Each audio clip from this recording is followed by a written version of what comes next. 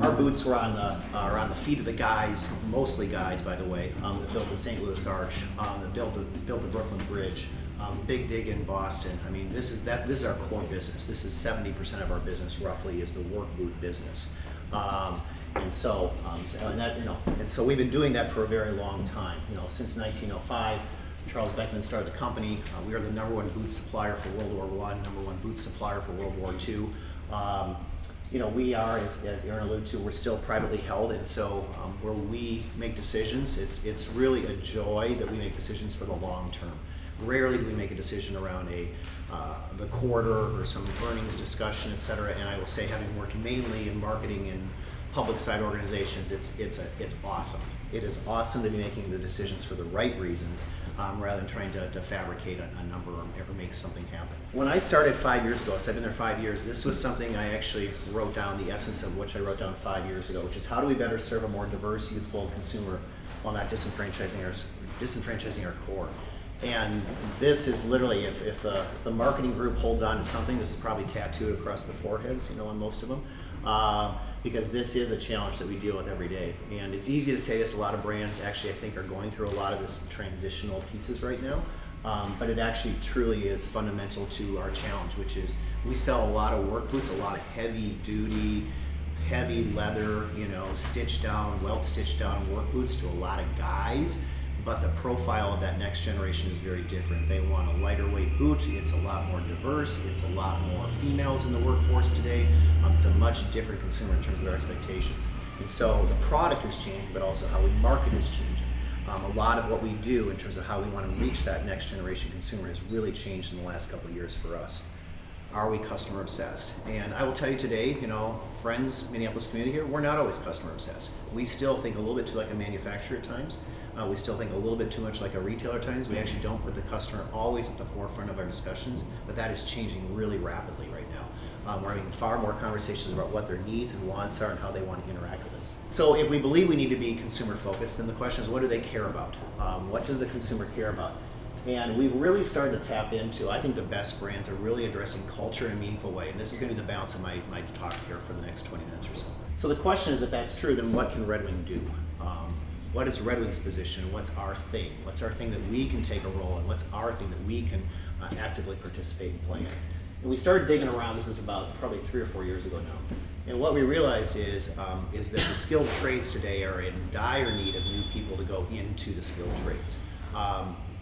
If you look at all the data out there right now, and I'm a big data person, but look at manufacturing jobs. There's a 2.5 million person gap in this country alone. So 2.5 million jobs will go unfilled in this country. So there's a huge need for it. So we developed a 3-pronged program, and now this is the fun part. So I'm giving you all the setup, and I'm going to talk to you about the fun stuff that we've been doing. So really, it's a 3-point program. It's our Wall of Honor program, which has actually gained quite a bit of traction, quite a bit of noise, quite a bit of visibility. Actually, the local press picked it up, and it was all over the media for about a week, which is kind of nerve-wracking, I would say. Our crew program, which is guys that are actually in the trades today, active in the skilled trades today. I'm going to talk about each one of these components a little bit and how they inform and reflect one another. And then our next step program, which is about next generation, which is about getting those kids in. So that's one aspect of it. It's called the crew, and it's people who are active in the trades today. And these are the opinion thought leaders. These are not necessarily the most senior person on the job. These are the people who are actually doing the work. These are the people that are wearing our products, and frankly, they're probably the ones ripping through our product. Because they're the ones that are actually doing the real work versus the foremans and the supervisors and stuff like that.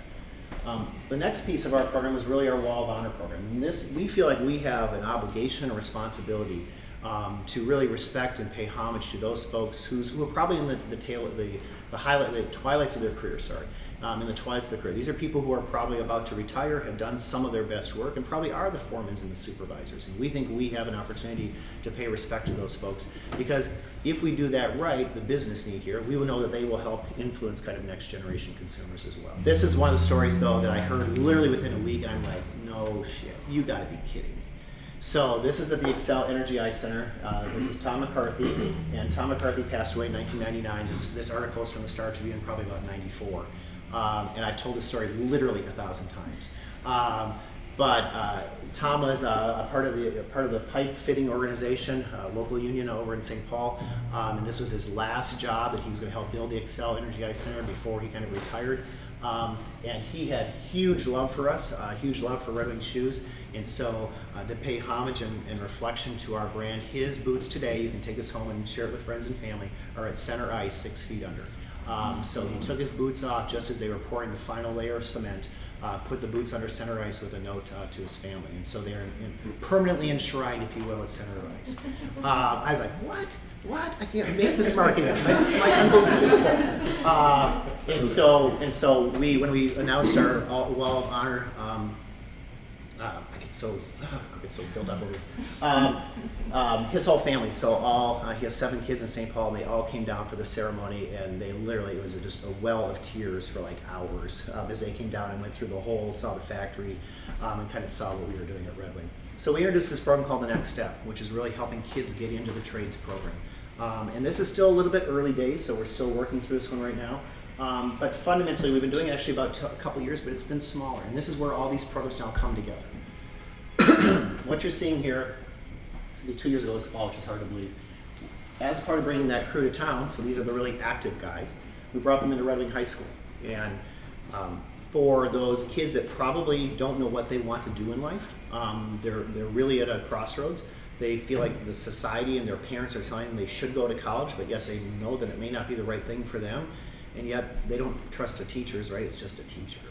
And so what we do is we bring these guys in, and they talk about from the very essence of who they are, and they talk about what it's like to work in the skilled trades. And so if I leave you with 3 things in terms of how to design programs like this. So ours obviously is very inherent to who we are. We're doing a bunch of the trades. We're paying homage to those that are, leaving the trades, active in the trades, et cetera. I wanted to leave you with 3 kind of learnings for us. And this gets back to, I believe the best brands today are either reflecting or informing culture. Both sides of that, right? I think the best brands can actually inform culture, they can actually lead culture, but at minimum reflect culture, right? Make sure that you are apropos, make sure that you are on point, make sure that you're reflective of kind of what culture wants and needs and expects in brands. Next piece is be authentic to your customer, right? I can look at some of these programs today and I'm like, oh God, what does it have to do, what does it have to do with what your customer wants or needs, right?